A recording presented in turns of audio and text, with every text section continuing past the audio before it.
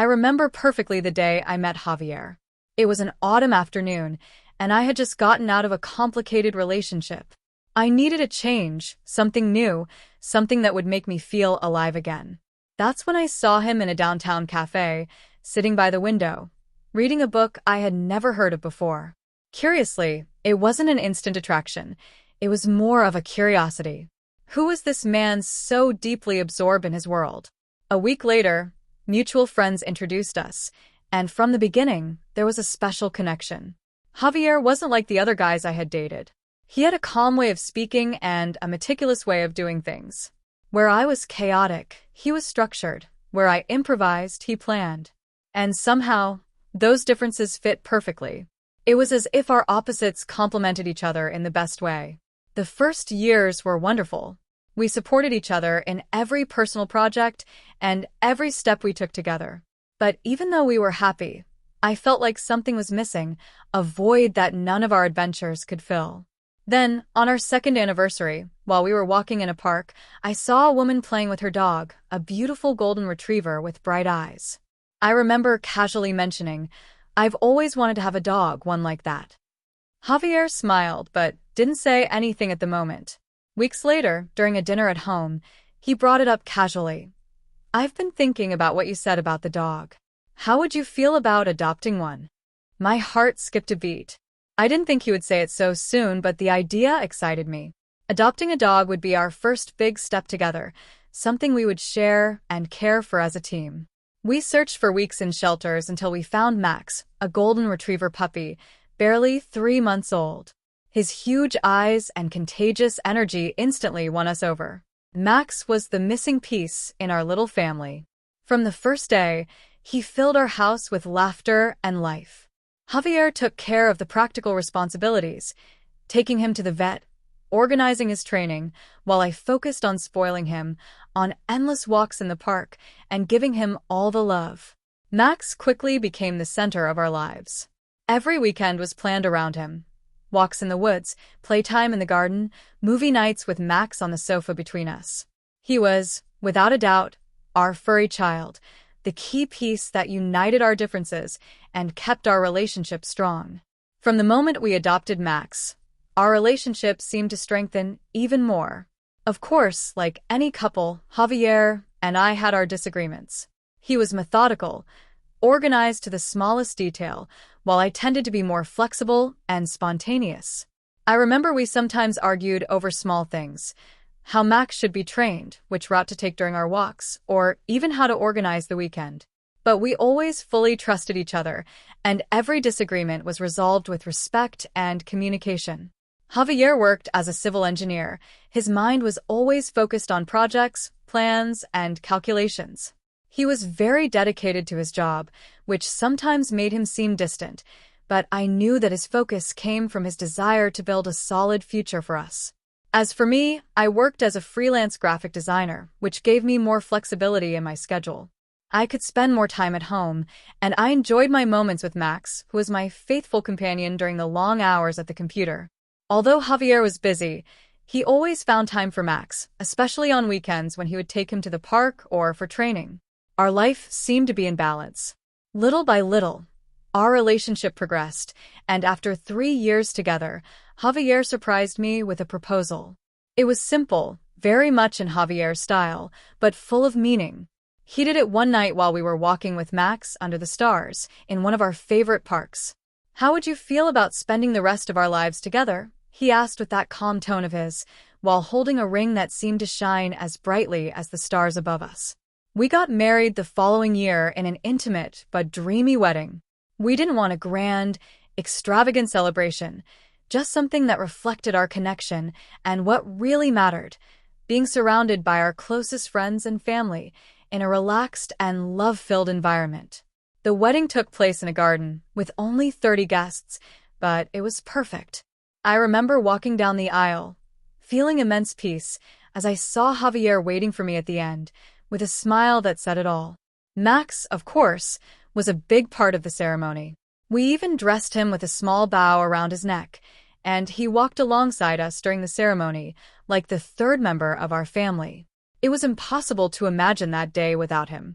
I remember that when we said, "I do," Max sat quietly at our feet, as if he understood how special that moment was. Our married life started like a dream. We had some adjustments, like any newlywed couple, but we always found a way to resolve our differences. We trusted in the solid foundation we had built: respect, communication, and, of course, Max. He was always there, with his unwavering loyalty, reminding us of what truly mattered: the love we shared, the three of us. With time, life began to challenge us. At first, everything seemed to flow naturally. Javier continued dedicating long hours to his engineering projects, while I, as a graphic designer, managed my time and clients from home. This allowed me to spend more time with Max, while Javier, although busy, tried to maintain his routine with him on the weekends. However, little by little, I began to notice a change. Our life, which once seemed balanced, started to feel off. Javier began coming home later from work, often exhausted, and at times, we barely had time for each other. Where we used to resolve our differences with respect and communication, now those small arguments turned into unfinished conversations, uncomfortable silences that stretched longer than they should have. Max, who had always been the glue between us, seemed to notice it too. He stayed closer to me during those moments, as if he knew something was changing in our family dynamic. The disagreements, which used to be about trivial things like the route of our walks or Max's schedules, began to take on a deeper tone. We argued about the time we spent together, about household responsibilities, about how Javier, even though he worked hard, seemed emotionally disconnected. He said he was exhausted, that work was consuming him, and although I understood, I also needed his presence, his attention. I remember one night in particular when the tension finally reached its peak. Javier had come home late, as he often did lately, and he hadn't called or sent a message. I felt invisible, as if my feelings and concerns were a minor detail in his life. That night, as we sat down to dinner in silence, I couldn't take it anymore.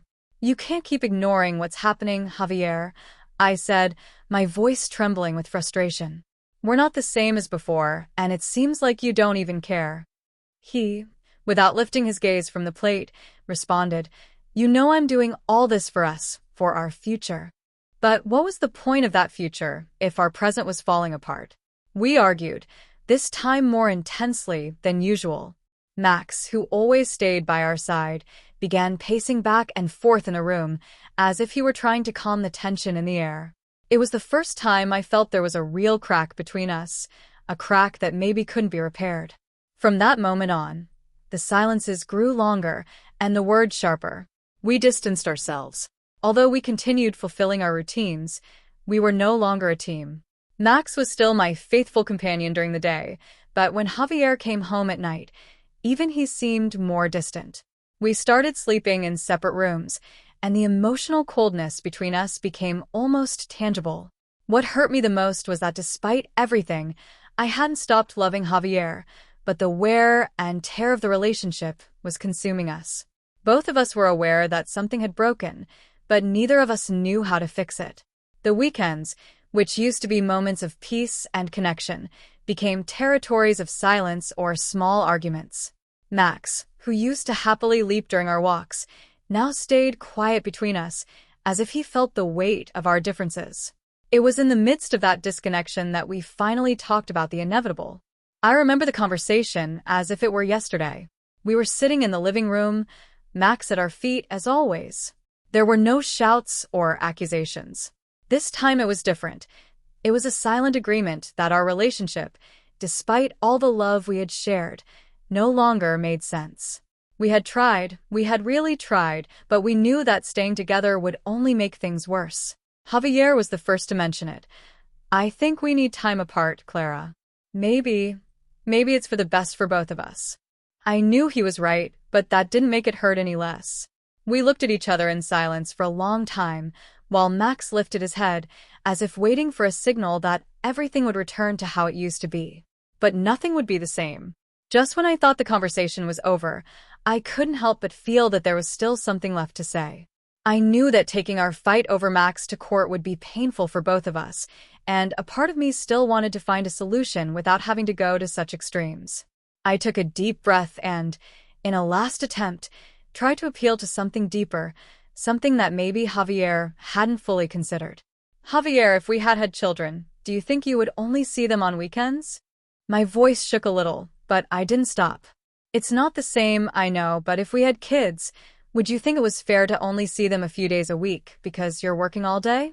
During the week, you wouldn't be there for them, to care for them, to take them to school, or be with them when they're sick. Max has been part of our daily life, and I'm the one who's with him every day, making sure he's okay. You can't just take him at night like he's an object we share.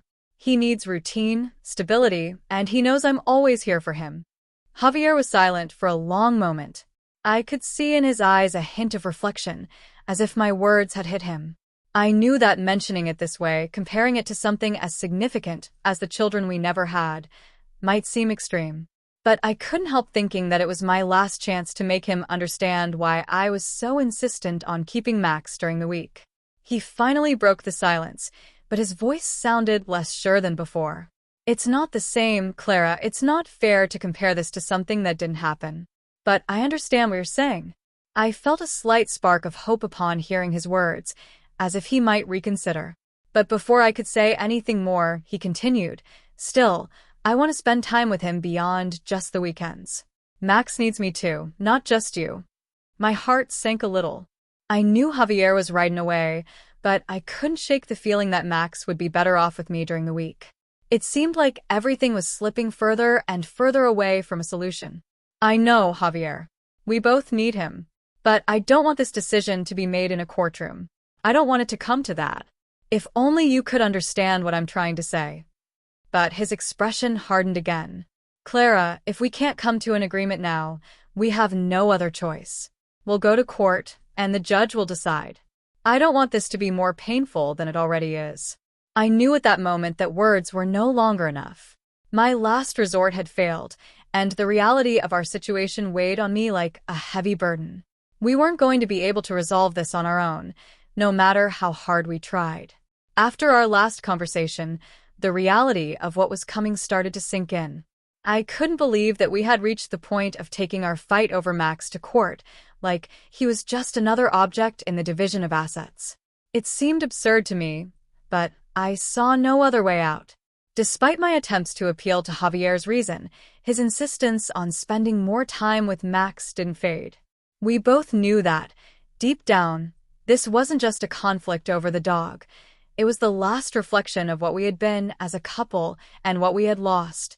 The day of the hearing arrived, and I found myself sitting in the courtroom, feeling a mixture of nerves and sadness. I never imagined I would be here, in this place, fighting for the custody of Max Javier, and I barely spoke in the days leading up to it. We let the lawyers handle everything because talking to each other had become too painful. The judge, a middle-aged man with a stern face, listened as our lawyers presented each side's arguments. I tried to keep calm, but it was hard not to feel overwhelmed with emotion as they talked about Max as if he were just a disputed object. My lawyer explained that I spent more time with Max during the week, that my job as a graphic designer allowed me to stay home and take care of his daily needs. He described how Max had been by my side through every step from when he was a puppy until now, and how my routine had adapted to ensure he was well cared for and in a stable environment.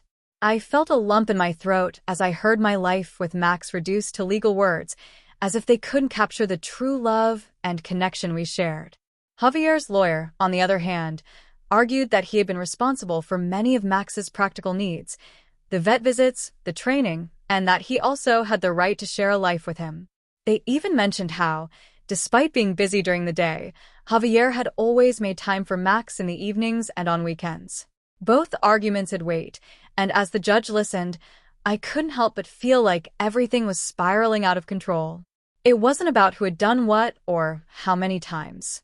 It was about Max, about what was best for him, but how could a judge, a man who had never seen our dog, decide that? The judge paused before speaking. His voice was firm but not insensitive. "I've listened to both sides' arguments. It's clear that Max is very important to both of you, and it's evident that you've both been responsible owners. However, I must make a decision based on what I believe is in the best interest of the animal." I held my breath. waiting to hear the inevitable. My decision is that Max will stay with Clara during the week, as she has more flexibility in her schedule to care for him.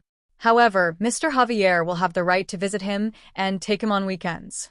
This agreement will remain in place as long as Max is in a stable and healthy environment, and any changes in the situation must be reported to the court. I felt a mix of relief and sadness at the same time. Max would be with me, but I also knew that this wasn't a victory. There were no winners in this situation, just two people trying to do the best they could in the midst of heartache. As I left the courtroom, I came face to face with Javier. He didn't say anything at first, but I could see the disappointment in his eyes. However, I knew deep down he also understood that this was the best thing for Max. "I hope we can do right by him, Clara," was all he said before he walked away. Thank you for joining us in this heartwarming story about our four-legged friend.